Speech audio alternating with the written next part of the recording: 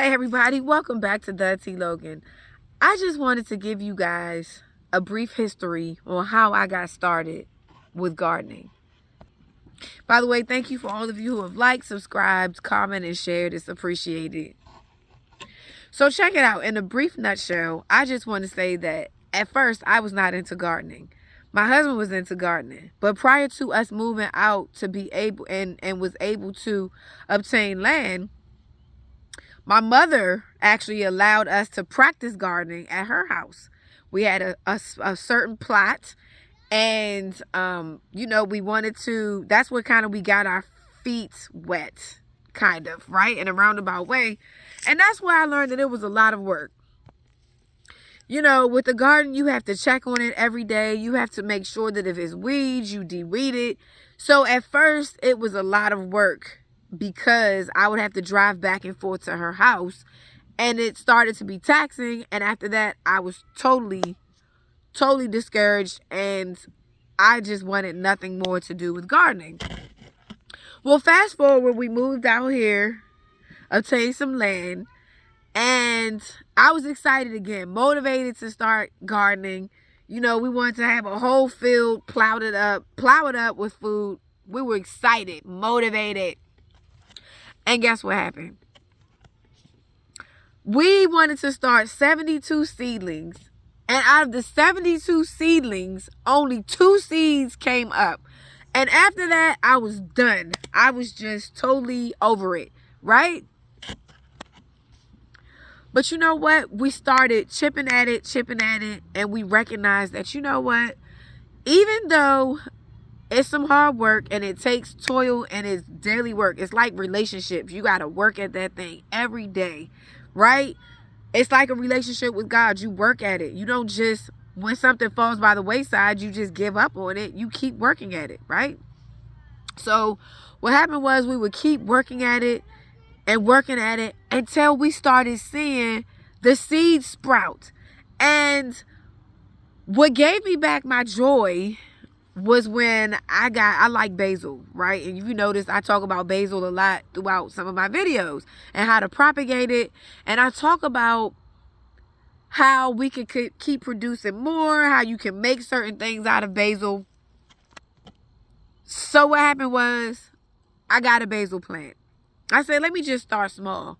And after I started watering that baby, watering it, and just tending to that plant, and it started flourishing, I went from a little transplant to this huge basil plant.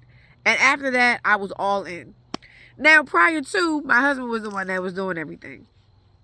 Me, I just didn't understand the science behind it. Like me, I stay inside, and my thoughts are, because I'm a chef, I can just utilize whatever he grows, and we'll just put it, towards the food. When we do, when clients order kale or collards or something like that, we can put the food to the table, right? Well, what made me even more hands-on was that I started thinking, you know what? Why not utilize the food that's coming out of the garden to help out other people and to put it into their food? So it started giving me more motivation. And the more and more I started seeing that when we would plant, some seeds may flourish, and then again, some may not. It started making me want to grow more. And the more and more I started vesting myself into gardening is when I started seeing the fruits of my labor. At this point, we've switched places. It's a game changer. Like my husband, he'll come out, get the soil together, and we'll just all plant. At first, he will be the one getting the soil together, planting. But now I find myself doing both, right? Getting the seeds together, pulling the weeds, just getting everything together. And it's so exciting. And it's most exciting when you can cook things that comes from your garden. When you can cook spaghetti sauce, right? Homemade spaghetti tomato sauce because of the tomatoes that came out of your garden. When you can make zucchini bread from the zucchini that comes out of your garden. When you can make basil pesto sauce out of the basil that comes out of your garden. It's so exciting and it's rewarding. And then you share. We invite the community to come out, or some of the people in our neighborhood to come over. Hey, we have extra, come over, come through, pick. right? That's the most rewarding part about being able to have a garden, is the fact that you can share with others.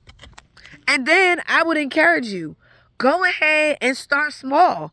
First, you may not want to have a whole 5 acres, 6 acres of food, right? You may just want to have one raised bed, right? And then you grow as you get larger, as you learn how to, take care of one type of food and you see that it works, then that's when you go ahead and move and progress and expound. Never in 1,000 years would I ever think that I was a farmer or that I would be a farmer. And I say this because my grandfather is a farmer, but my parents weren't farmers, right? My grandparents, my dad's family, and my mother's father. And some of you may know my grandfather, known for his watermelon, known for his kale, his collards, right? His kale is everything. It still is everything. But at this point, being a third generation farmer is great, because now I understand why he used to stay outside all day. I understand why he used to do so much outside, why he used to have a garden. Because once you see something like this flourish into something like that, that's the game changer for me. So as you try to embrace the fact or the idea of starting a garden, guess what? Start small. Because you will see the fruits of your labor. And then once you see that I'm putting these seeds in the ground, and you see how it all works together, you see that once you put the seeds in the ground, cover it with the soil, almost all the time God sends a rain to wake those plants up, and then they flourish. At the end of the day, it's a wonderful experience, and I hope each and every one of you will enjoy this experience, hopefully sooner than later. Well, guys, as always, I hope my story helps someone and motivates someone to start at least small before you go huge, right? But if you think that you have it in you to go huge, then do it. One more thing that I wanted to say was, sometimes your soil may need amendments, right? We had to get amendments to our soil because our soil needed some, so get your soil sampled, and then you will see whether or not your soil is acidic. And then you'll know how to make amendments as time moves on.